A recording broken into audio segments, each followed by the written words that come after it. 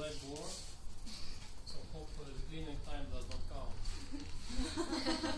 But it is recorded. It's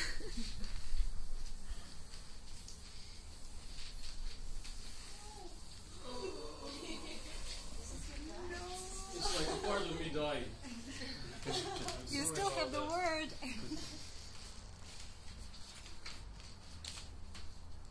Thank you, Madam Toastmaster, fellow Toastmasters and valued guests. Today I'm going to talk with you about quite a serious subject, the stress. So originally I was planning for quite a scientific presentation, full of academic facts and records. But later I learned from Madam Toastmasters that the theme of the day would be dacha, and asked myself why not to try to deliver the speech in a more relaxed, open, engaging manner in a dacha weekend style. So I apologize, no tuxedo, no bow tie for today.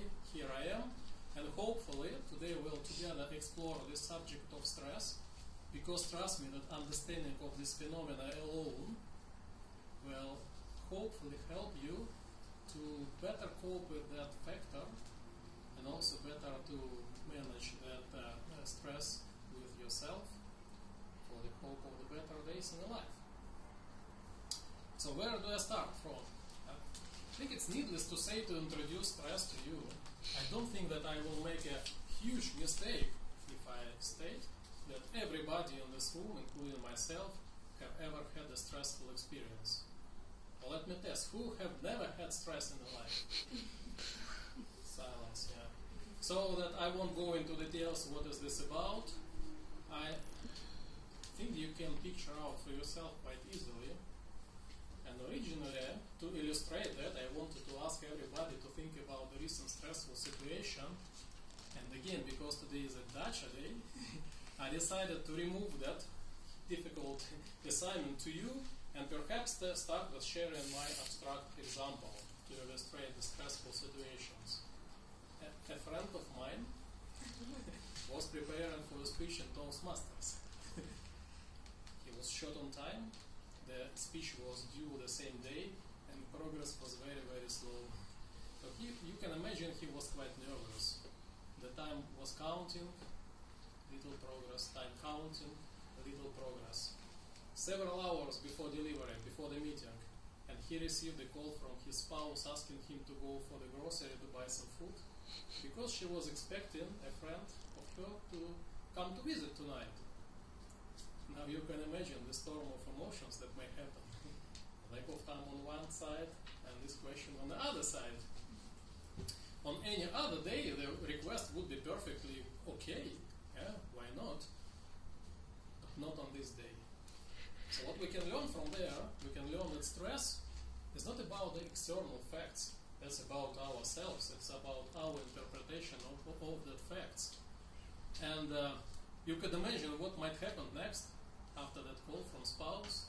The emotion would spark. They would have an argument, ended up with a damaged relations. But it did not happen. You may want to ask me why. Because the friend of mine knew what was stress about. He knew about the mechanism of the stress, and I would like to share with you a little bit tonight. Because it is all about emotions, you may not believe me, but it all starts with our brain. And let me illustrate how that mechanics works. And to do that I need to make a little selfie.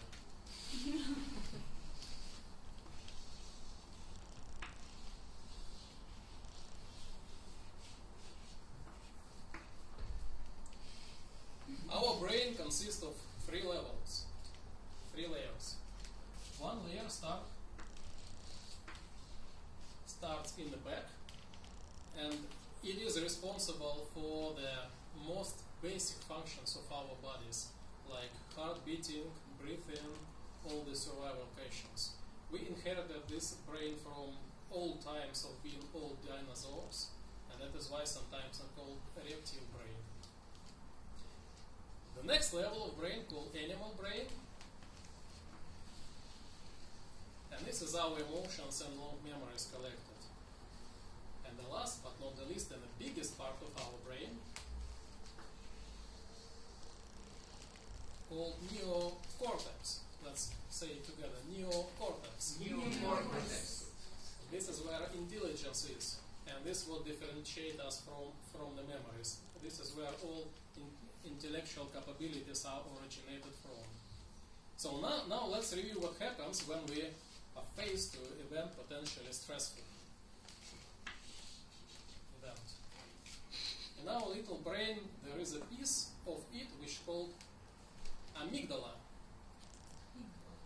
Amygdala. It is located in the reptile brain, and it is gate for any information which is coming in, and it has the only one function to answer the question: the event which is happening is it good for survival or bad for survival? And based on that, he searches the data points which are closely located, like long-term memories, repeated practices, and our perceptions of the world. And all this information is located in this part of brain. And if it happens to the bad, it immediately sends the signal to the other part of our body called glands, not the glands which some people remove, but the glands which release the hormones in our body. It can be either the cortisol hormone, which is responsible for our slow situation which drives us to seek the place to hide. Or it can release adrenaline, the hormone which stimulates our body for action, which motivates us for fight. And these hormones come back to our body. And this happens during the nanoseconds. This is ultra fast process. And now let me ask you the question: how intellect is involved in that? It is not involved at all. It is not involved at all. These are no basic reactions. And this is where we can make very important conclusion that our intellect is not involved in the stress. We can't think properly when we face stressful situation.